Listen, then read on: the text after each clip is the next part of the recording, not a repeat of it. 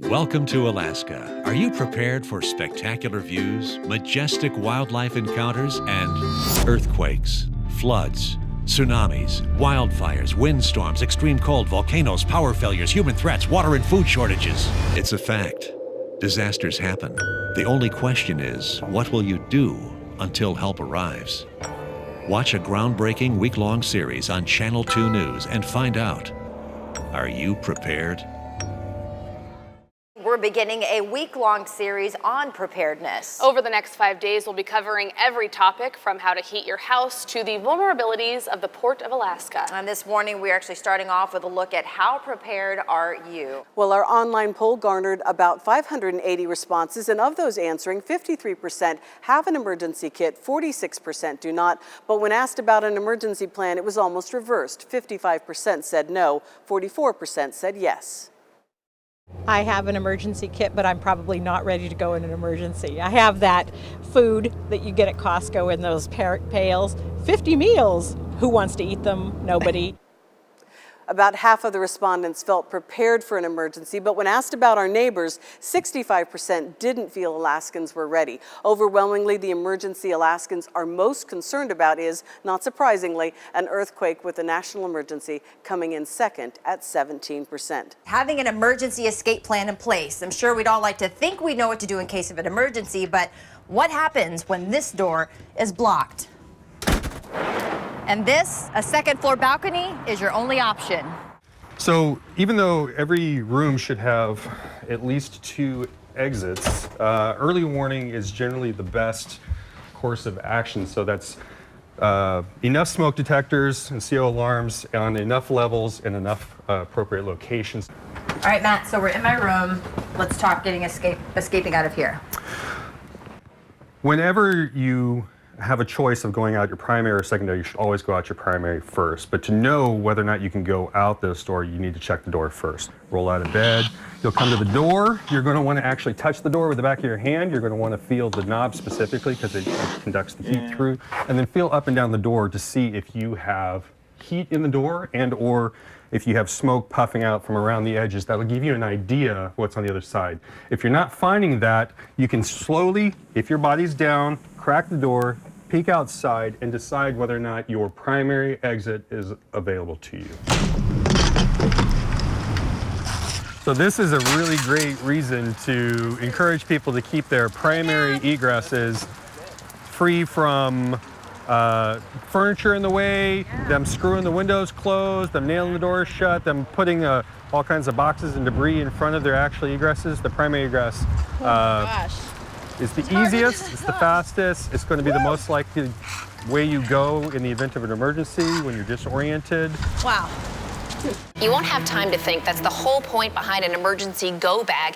An emergency bag, responders stress, that needs to have 7 days of supplies all in one place to use at home or on the run. Maria Downey talked with Shane Langland, an outdoor and survival expert, about what to have in your bag beyond the usual non-perishable food and water. Okay, Shane, before we can get started with the to-go bag, what should people do before they even assemble this? They should have a plan, right? Where are we going to meet as a family that's outside of our home because the house is going to be in somewhat of a turmoil if we've had an earthquake or a windstorm? Where are we going to meet so we can count heads and it's a safe place away from our home we can walk to? That's where we're going to meet. Now let's go get our kit and get our survival equipment out. All right, we keep hearing about water and food. What are some of the other essentials you see in your safety and survival business that people should have on hand? You know, for us, light is a big deal because it's dark all winter here, as you know, so we like flashlights that are LED flashlights. And for batteries, we always suggest AA lithiums because lithium is impervious to the cold. It has the same power output at 40 below as it does 40 above. So what are some of the new medical discoveries that you should have in your kit just in case something does go wrong? Some of the new stuff that's out there today, I like this quick clot a lot. You know, we all have medical kits for minor owies and things, but we have major trauma. Somebody got a huge cut or a major bleed that's going on. This has come from the military, and it will absolutely stop major trauma and give you time to get some serious medical attention. So this is a big item that I like. You know, most everything else, we all have these things. We're Alaskans, we're outdoorsy, we have these things in our home. We just have to think about it and put it together in a kit that's going to help us in our own specific situation and what we need to do. So how exactly do you go about preparing for a volcanic eruption? Jeremy Zidek is with the State Emergency Management Team. He's here to show you how to prepare for and stay safe during a volcanic eruption. First, we want to prepare for volcanic eruptions or any other type of disaster that may occur. We do that with really a three-step process. First, we want to have a family emergency plan that talks about where our family members are going to go during the disaster event, who they're going to call, how they can contact those people. We want to be informed about the disasters that can impact us, know what the warning signs are, know what the proper safety action is. We want to have an emergency kit. That emergency kit is going to have 7 or more days of supplies, different types of foods in our emergency kit, shelf stable.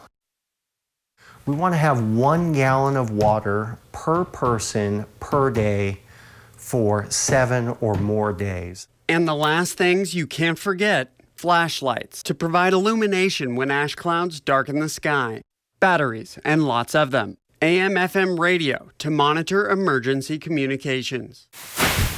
Cover all electronics with plastic to prevent ash damage. Tape up doors and windows, keeping ash outside. Here's the power switch to our furnace. Turn it off so ash can't circulate through your home. If your filter gets contaminated with ash, be sure to replace it.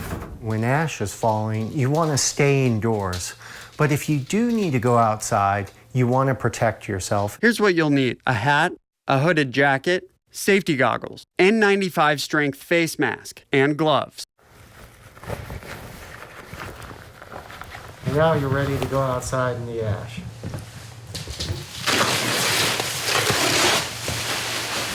Derek Minnemeyer, Channel 2 News. The scenario that keeps emergency planners awake is a catastrophic earthquake or tsunami in the middle of the night, in the middle of the winter. But it doesn't have to be that catastrophic situation to put you in danger. Channel 2's meteorologist Tracy Sinclair explains. The target is to plan for the big emergency, but even something as simple as the power going out. On a cold night in February, this isn't going to keep you warm. In a big situation or small, heat is one of your first priorities. First, you want to limit the space that you've got to heat. You can do this by closing doors to other rooms so that you keep the heat you've got. A fireplace can be used for warmth, but never try and heat your home with an outside grill.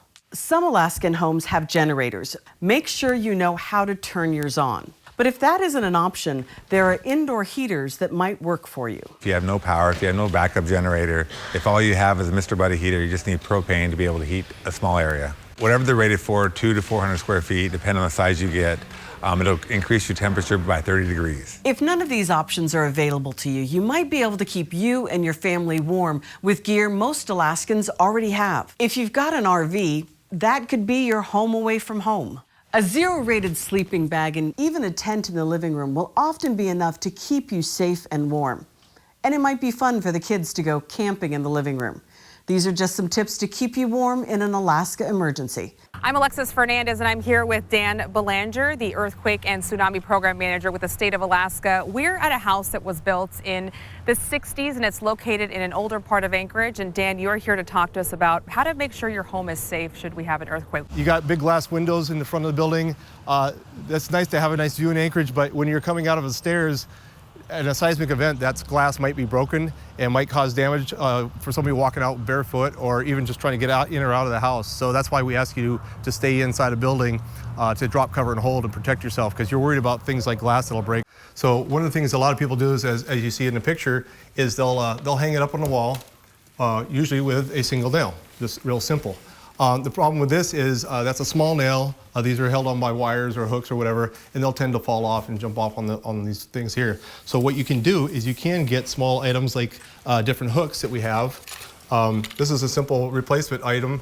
You can nail it into the wall, and what it has is it has a little catch on there so that the wire will go through and catch on it, so it won't actually come off the lip. Cabinets will swing open and close during an earthquake, and the contents inside will usually fall out. So one of the things you can do is you can get little simple latches like this, little hook latch.